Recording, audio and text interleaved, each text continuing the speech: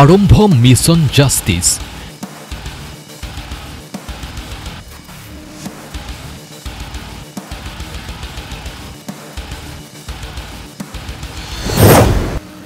শ্যামকানু সিদ্ধাৰ্থক গ্ৰেপ্তাৰ।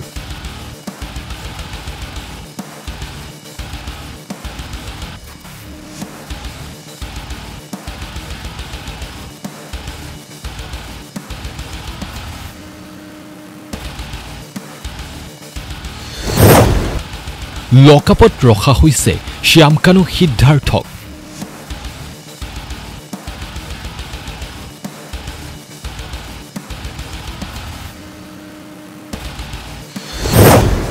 হেণ্ডকাফ লগাই CID কাৰ্যালয়লৈ অনা হ'ল শ্যামকানু সিদ্ধাৰ্থক।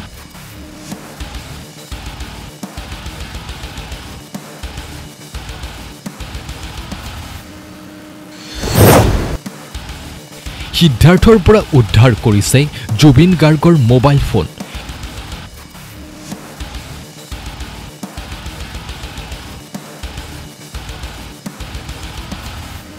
এইবাৰ ছিংগাপুৰলৈ যাব আৰক্ষীৰ দল। জুবিনৰ মৃত্যুৰ তদন্ত ফাষ্ট ট্ৰেকত চলি আছে। পুৱাই হাতত হেণ্ডকাফ লগাই কটকটীয়া নিৰাপত্তা বেষ্টনীৰে CID কাৰ্যালয়লৈ নিয়া হয় দুই অভিযুক্তক। 14 দিনৰ CIDৰ জিম্মালৈ প্ৰেৰণ কৰা হ'ল জুবিন গাৰ্গৰ ৰহস্যজনক মৃত্যুৰে নাম সাঙুৰ খোৱা দুই অভিযুক্তক। আজি গ্ৰেপ্তাৰ কৰা হৈছিল শ্যামকানু মহন্ত আৰু সিদ্ধাৰ্থ শৰ্মাক। ছিংগাপুৰৰ পৰা দিল্লীত উপস্থিত হওঁতেই গ্ৰেপ্তাৰ কৰা হৈছিল শ্যামকানুক। আনহাতে গুৰগাঁৱৰ পৰা গ্ৰেপ্তাৰ কৰা হৈছিল জুবিন গাৰ্গৰ মেনেজাৰ সিদ্ধাৰ্থ শৰ্মাক। বুলেট প্ৰুফ বাহনত বিমানবন্দৰৰ পৰা উলিয়াই অনা হয় দুয়োজনক। CJMৰ ওচৰত হাজিৰ কৰাই 14 দিনৰ নিজৰ জিম্মাত লৈ CIDয়ে। জুবিন গাৰ্গৰ মৃত্যুৰ পিছতে পলায়ন কৰি আছিল দুয়ো। শ্যামকানু সিদ্ধাৰ্থৰ বিৰুদ্ধে 18/25 নম্বৰত গোচৰ ৰুজু কৰা হৈছে। BNSৰ 12টা ধাৰা সন্নিৱিষ্ট হৈছে গোচৰত দুয়োৰে বিৰুদ্ধে। সিদ্ধাৰ্থৰ পৰা উদ্ধাৰ কৰিছে জুবিন গাৰ্গৰ মোবাইল ফোন। জুবিন গাৰ্গৰ মৃত্যুৰ পাছতেই সিদ্ধাৰ্থৰ হাতত আছিল ফোনটো। জুবিনৰ ভাতৃ সন্দীপনে সদৰি কৰিছিল এই তথ্য। জুবিনৰ মৃত্যু হোৱাৰ পাছৰে পৰা ফোনটো অফ কৰি ৰাখিছিল সিদ্ধাৰ্থে। হাতত হেণ্ডকাফ লগাই গতিয়াই লকআপত ভৰালে শ্যামকানু মহন্ত সিদ্ধাৰ্থ শৰ্মাক। লকআপৰ আলহী শ্যামকানু সিদ্ধাৰ্থ। সিদ্ধাৰ্থ শ্যামকানুৰ গ্ৰেপ্তাৰ কৰাটো ভাল হৈছে, গৰিমা গাৰ্গৰ প্ৰতিক্ৰিয়া।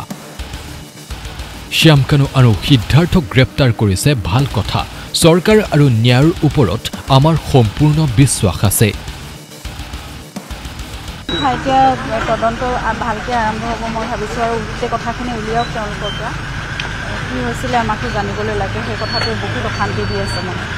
গতিকে কি হৈছিলে তেওঁলোকে কি কয় আমি চাওক, আৰু আইনে নিজৰ কথাত নিজে মই ভাবোঁ উচিত তদন্ত কৰিব আৰু আমি ন্যায় পাম সেইটো সোনকালে। প্ৰতিগৰাকী অসমীয়াই এই দুজনক গ্ৰেপ্তাৰ কৰাৰ দাবী উঠি আছিলে, আৰু আজি আদ্য স্বাৰ্থৰ দিনটোত আচলতে তেওঁলোকক গ্ৰেপ্তাৰ কৰিছে। এইটো অসমবাসীৰ বাবে এটা প্ৰত্যেকে বিচাৰি থকা এটা খবৰ, আৰু বাকীসকলকো গ্ৰেপ্তাৰ কৰিব লাগে বা যি ন্যায় আচলতে আন্দোলন চলি আছে সকলোৱে সেই কথাই কৈছোঁ মই। অতি শীঘ্ৰেই আমি যিহেতু ফাষ্ট ট্ৰেক ইনভেষ্টিগেশ্যন বিচাৰিছোঁ, গতিকে তদন্ত আৰম্ভ কৰিছে, আৰক্ষীয়ে নিজৰ মতে কাম কৰিছে। ন্যায় ব্যৱস্থা মই ভাবিছোঁ সেই ইমান সবল ব্যৱস্থা আছে আমাৰ ভাৰতত, গতিকে আমি সোনকালে ন্যায় পাম।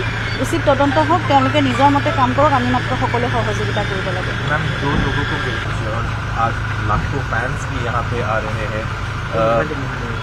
आपने कहा था कि कुछ मिस्टीरियस था, कुछ सवाल का जवाब नहीं मिला है, क्या अपेक्षा करते हैं आप लोग से? अभी इन लोगों से पूछताछ करके सब कुछ निकालना चाहिए। एक्चुअली क्या हुआ था, we have to know that, and that's the investigation is on, so law will take its own way and it will proceed that way, so we all should cooperate. Lakhs of fans are gathering today to also participate in the rituals, but it must be a very difficult time for the family, but also for the fans who lost Zubeen. And like you said, he's more than just someone who's just a singer. He is a legend. Yes, he's a legend. Yes, everyone has come to pay a tribute to him, show their love, shower their blessings for his journey to the other world. So we all will pray together. Keep your faith in your legal system, so we will get the justice very soon. That's my faith also.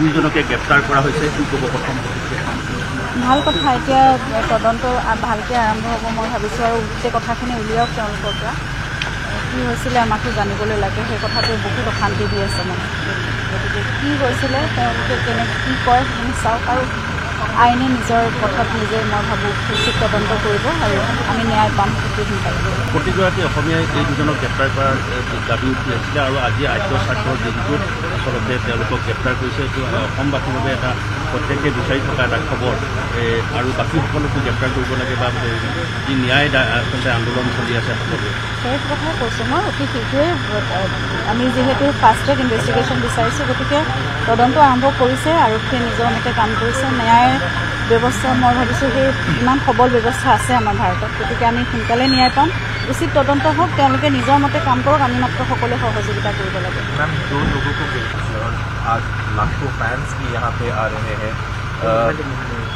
आपने कहा था कि कुछ mysterious था कुछ सवाल का जवाब नहीं मिला है क्या अपेक्षा करते हैं आप लोग से अभी इन लोगों से पूछताछ करके सब कुछ निकालना चाहिए एक्चुअली क्या हुआ था we have to know that and that's the investigation is on so law will take its own way and it will proceed that way so we all should cooperate and lakhs of fans are gathering today to also participate in the rituals but it must be a very difficult time for the family but also for the fans who lost Zubeen and like you said he's more than just someone who's just a singer he is a legend yes, he's a legend yes everyone has come to pay a tribute to him show their love, shower their blessings for his journey to the other world. So we all will pray together. Keep your faith in your legal system, so we will get the justice very soon. জুবিনৰ মৃত্যু ৰহস্যৰ তদন্ত কৰিবলৈ শীঘ্ৰেই ছিংগাপুৰলৈ যাব আৰক্ষীৰ এটা দল